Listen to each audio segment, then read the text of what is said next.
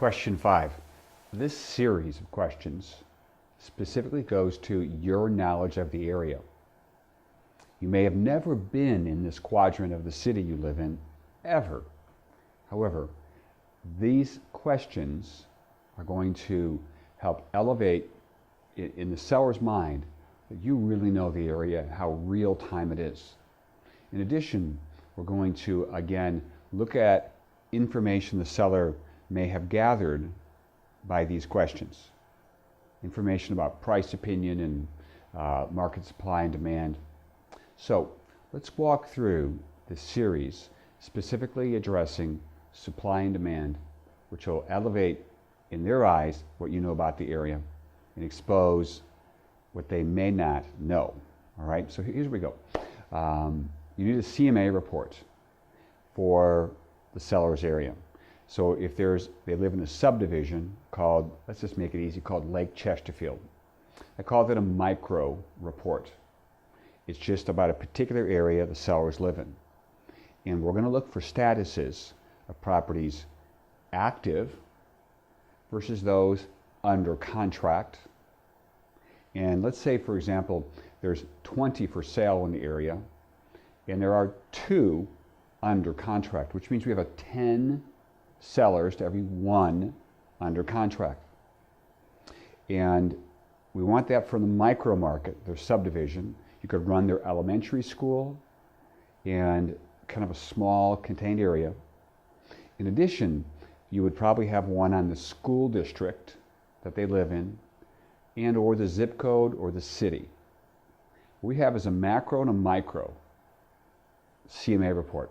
And you might be going, Brian, this is a little too much information. Well, here's how I feel about it. There's at least $10,000 at stake, almost every part-time job, at future referrals in this listing in general. And move forward at your own peril. Even if these are friends of yours that want to move, don't have to move, they have a tendency to still overprice the properties. Now, maybe not you, you've had success that you sell 10 out of every 10 listings that you take, which is a rarity. It is scarce to find an agent that does that. I see whole offices, their average is 3 closings out of 10 from national brands. By the way, if you doubt it, all you have to do is pull a CMA report on a broker ID in an area and look at listings closed versus listings failed, canceled, withdrawn, expired, whatever it is, and you can see that out of every 100 they take, how many do they close, how many do they not close? Anyways, back to this. So we have a CMA report, micro and a macro, and we want to look at supply and demand, and I think supply and demand is measured by how many are for sale versus how many are under contract. A lot of times people look at what the solds are over a 12-month period, and I want a more real-time snapshot of the marketplace. A real-time snapshot is what's for sale and what's under contract. So we want to pull that in the macro and the micro, and I want to ask the seller, there's a couple houses for sale in your micro market, I'm sorry, that's your subdivision, and one's listed with RE/MAX or Coldwell Banker or Prudential or any of the national franchises or the independent names. And I want you to say, if that house has been listed for a couple hundred days or whatever the case, ERA, C21, it just doesn't really matter, Exit Realty, whatever the franchise is or the independent company, say, that's a good company. They've had the listing up the street for about 212 days. I have a question for you. Have you had a chance to get inside of it? And a lot of times it's been out there long enough, the homeowner has popped into an open house and they've collected the information, which means they're gathering it for their opinion about what they think their price is. And the seller says, either no, I haven't been in it, or yes, I've been in it. And they're going to start saying, well, that house is so overpriced. Or that house, that agent's not doing anything for the seller. Again, this really shows a lack of objectivity. If the homeowner, and again, this is a pricing question we're asking the seller. We're talking about supply and demand, as well as if you've seen that property up the street. As soon as the seller to be states their opinion on the quality of that house, the quality of the price, and they think the price is too high because, They're exposing their opinion. The most important thing about this is to ask about superior properties, not inferior. Superior properties that are for sale in both the macro and the micro markets. If you find a house that's bigger than the seller's property, with more updates, that's been for sale for a long period of time, it's clearly superior to the subject, and the seller tears that house down and says, well, that house isn't that nice. What we've done is we've exposed objectivity. They're going to go north of the price of the one down the street, or outside the subdivision, or something like that. It's so important that you find superior properties not sold yet, or superior that are under contract with high days in the market. Whenever you ask a seller about another property that's superior to theirs, and they tear it down, you know they're north of that price. Because this whole interview with the seller, this first interview, is exposing the things we have to solve during the pricing therapy listing interview. So much value in asking them about the XYZ listing down the street on the market for 200 days with a great firm. And they got all these agents taking a look at that property and that great brand name. Can I ask you this, seller, why do you think it didn't sell?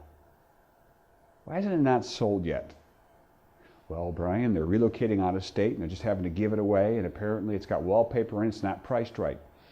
These words are going to come back to the seller. When we walk you through the listing interview, the pricing therapy, we're going to use all this information the homeowner gave to us in the initial contact. And we're going to state their words back to them. And what will happen is they won't be able to defend their position about their own subject property, but we'll get to that. So the property at XYZ is for sale. It's listed with this great firm, and they're a good company. Can I ask you why it didn't sell? Have you been inside the property? There are 20 for sale in our macro market. There's just 2 under contract. Can I ask you this, seller, does that feel like it's a buyer's market or a seller's market, or somewhat neutral? And they say, well, it seems pretty good to me. If there's 10 for sale to every 1 under contract, as an agent, are we appreciating or depreciating? Again, 10 for sale to every 1 under contract. That is an oversupply of sellers. An oversupply means we are depreciating.